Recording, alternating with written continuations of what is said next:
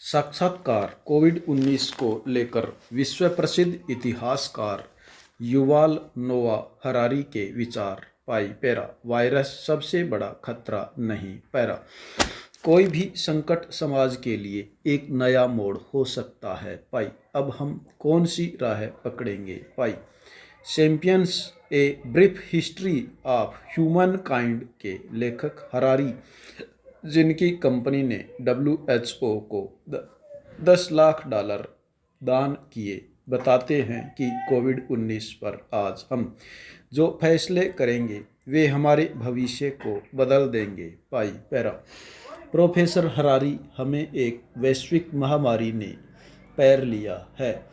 जिस तरह दुनिया बदल रही है उसे लेकर आपकी सबसे बड़ी चिंता क्या है। मुझे लगता है कि वायरस सबसे बड़ा खतरा नहीं है। मनुष्य जाति के पास वायरस से निपटने के लिए पर्याप्त वैज्ञानिक ज्ञान और तकनीकी साधन है।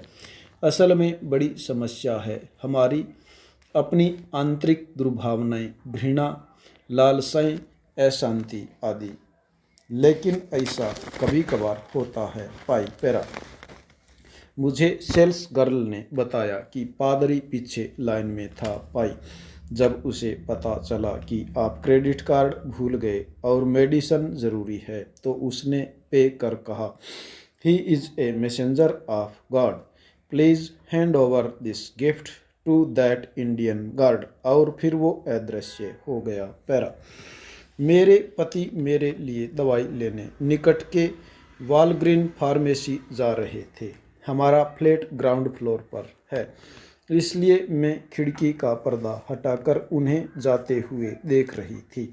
मैंने इशारे से कहा कि फेस मास्क लगा लो और जैकेट का हुड सिर पर रख लो, बाहर चिल्ली विंडी वेटर है।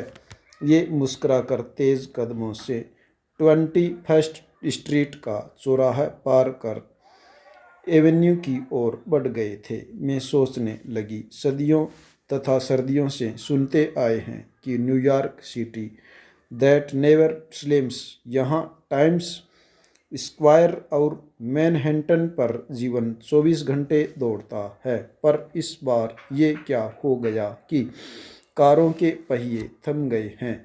खचाखच भरी रहने वाली सबसे मेट्रो चंद लोगों को खाली सी दौड़ रही है। सबसे जुड़ी ATM MTM बस व गिनी चुनी सवारियों को बिना टिकट दिए फ्री में उनके गंतव्य स्टॉप पर ड्रॉप कर आगे निकल रही है। खिड़की में देखने पर तो ऐसा लगता है कि एम्बुलेंस और पुलिस की गाड़ी हमारे फ्लैट के आगे रुकेगी, क्योंकि आगे ही रेड लाइट वाला चौराहा है जो किसी न किसी अपार्टमेंट के आगे अचानक तेज़ ब्रेक लगा कर सकती है।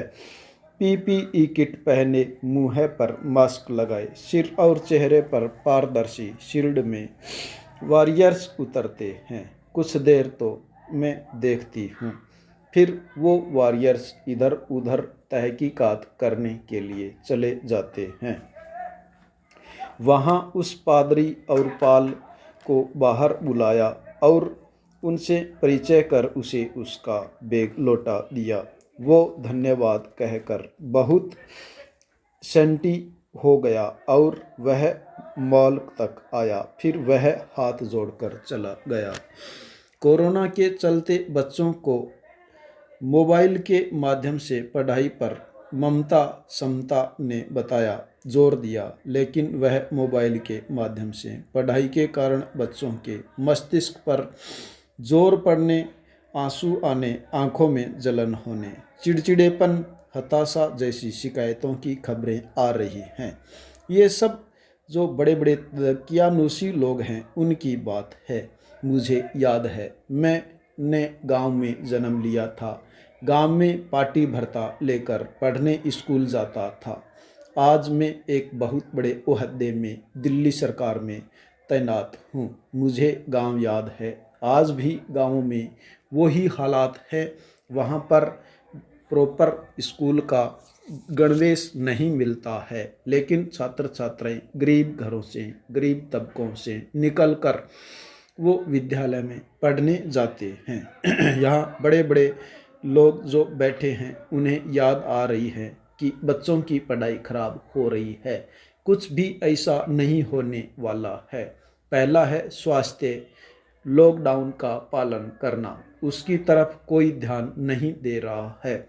सबका मनसा है आर्थिक स्थिति ऊपर हो जाएगी, गिर जाएगी। सबका रोना एक ही है कि सरकार से हमें आर्थिक मदद मिले। पड़खाऊ एक राजस्थानी भाषा का शब्द है। यदि सरकार सबको सुविधाएं दे दे और मुफ्त में दे दे तो यहाँ की जनता कमाई करने लायक नहीं रह जाती और वो पड़े पड़े खाती रहती है। मैंने गांव में बहुत से लोगों से सुना कि हमें कोई काम धंधा नहीं करना, खाने के लिए सरकार राशन देती है। हमारे छात्र छात्राएं बीमार पड़ते हैं तो वहाँ दवाएं फ्री में मिलती हैं, निःशुल्क किताबें मिलती है, कोई फीस स्कूल में नहीं लगती। हमें और कुछ नहीं चाहिए। हम जब चुनाव आते हैं तो हमें दारू की व्यवस्था, जो प्रत्याशी मैदान में आते हैं वो खूब सारी करवा देते हैं। हम क्यों आपकी तरह पढ़ें, क्यों आपकी तरह दिन रात मेहनत करें, क्यों हम चिंता करें। हमें सब सरकार भेजती है। हम खा पी के नशा करके मौज मस्ती ज़िंदगी के ऐशो आराम करते हैं। हमें तो सरकार से ऐसी ही उम्मीद है कि हमें सब कुछ मुफ्त में मिल जाए। घर मुफ्त में मिलता है, विद्यालय में ड्रेस जो होती है वो मुफ्त में मिलती है, बीमार पड़ने पर दवाई मुफ्त में मिलती है। सब कुछ खाना पीना सरकार मुफ्त देती है तो हम आपके खेत में जाकर काम क्यों करेंगे। आपका खेत आपका काम। हमें चिंता नहीं कि मेरा बच्चा 10वीं में 36% प्राप्तांक कर पास हो गया तो भी ठीक। आपको चिंता है आपका बच्चा 72% ही क्यों लाया, वो 82% क्यों नहीं ला पाया।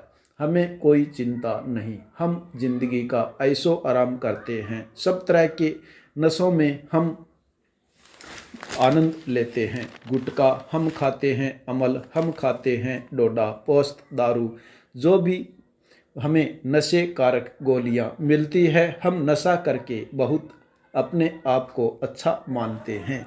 आपकी क्या ज़िंदगी है। आप एक राबड़ी खाते हो, चाय पीते नहीं, बाजरी की रोटी खाते हो, हमेशा दिन भर काम करते रहते हो। हमेशा आपके मानसिक संताप रहता है कि मेरे बेटे के 10वीं में प्रतिशत कम हुए, 12वीं में कम हुए।